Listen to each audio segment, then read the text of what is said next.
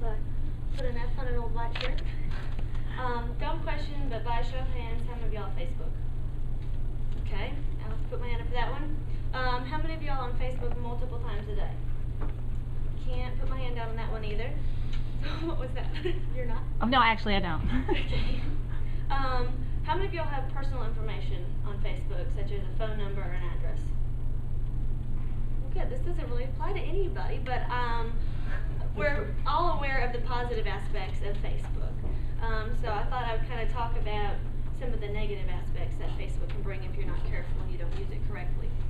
I want to talk about how Facebook can be a time thief. It can really take away time we don't have. How it can really take away from our personal relationships with other people and our face-to-face interaction with other people. And last but not least, the dangers that it can pose if you don't use it properly. Like I said, Facebook is a time thief. I feel like we can all kind of agree on that. You know, there's a lot of time that we spend on Facebook that we don't actually have to spend. I work a full-time job, go to school full-time, and somehow I manage to spend several hours a day on Facebook. I don't know how I find that time. We spend an average of 7 hours a week on Facebook. That Scott Bishop said with Real Time Marketer that an average user spends an hour of Facebook on a day. This includes part of the population that doesn't even have computers, that don't even know what Facebook is, such as my grandparents. That means a lot of us are on there way more than an hour a day. I often wish I could just cut it out completely out of my life, as I often find myself pressed for time to do the things I need to do. It really does take away, it steals time from my studies, from work, and most importantly, my family and friends. Facebook really seems to promote non-personal relationships.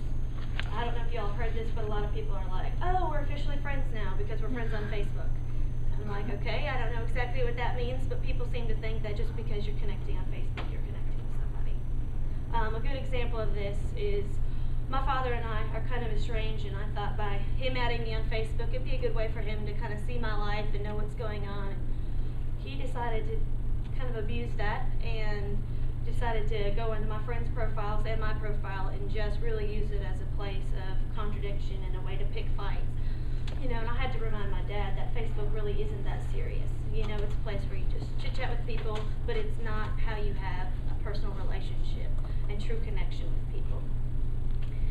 The Nelson Company reports that 1 in every 4 minutes is spent online with social media networking sites. We spend 5 to 6 hours, because we're college students, so we don't get the typical 8 hours of sleep a day, 2 to 4 hours eating, 12 to 22 hours of classes. When do we have time to really engage with each other if the rest of it is spent on Facebook?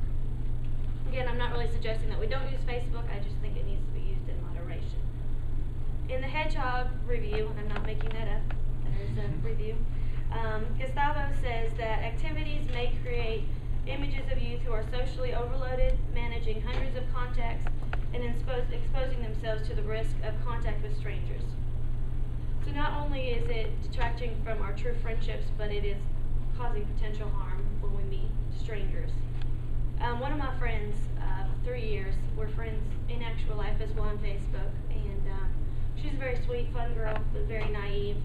She had some personal information up on Facebook, and this young man, very attractive, decided to add her as his friend one day, and she accepted it thinking, oh, he's cute and we'll get in a conversation, and sure enough, they started talking, and as the conversations went on, he really wanted to meet her, and she kind of was uncomfortable with that because she met him on Facebook. Well, as it turns out, he continued to push her, and he began threatening her with all sorts of different things. Of course, this was all just on Facebook. Forgetting that she had her phone number on Facebook, he began calling her in the middle of the night with threats, threatening that he would track her down, threatening that he would do all kinds of crazy, obscene things. All of her friends ended up getting a friend request by her name attached with his name. I didn't add that person as a friend because I was like, I don't know who this is, and I looked, and he had taken pictures of her and morphed them with pictures of him that were almost pornographic. So my innocent friend who thought, oh, I'm just adding this cute guy on Facebook, life turned into an absolute disaster because of it.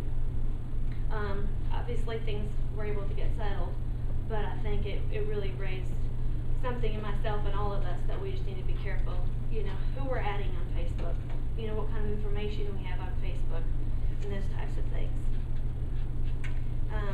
Facebook Facebook is a wonderful way that we can connect with people, but we do have to be careful that we don't let it use up too much of our time. We have to realize how important actual face-to-face connection is with people. We can't let that slide by just because we have Facebook and we're friends on there. And please be careful of the information you put on Facebook, and especially ladies who you add as your friend on Facebook.